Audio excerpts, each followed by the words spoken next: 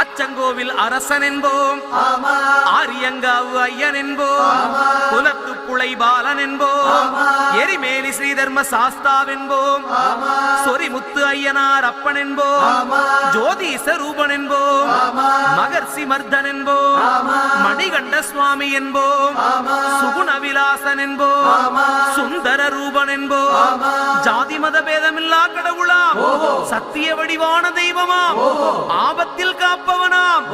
அன்னதான பிரபுவாம், உலகத்தின் முப்பற்ற தெய்வமாம், சோதனைகள் செய்வானாம்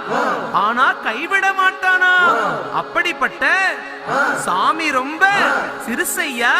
ஆனா சக்தி ரொம்ப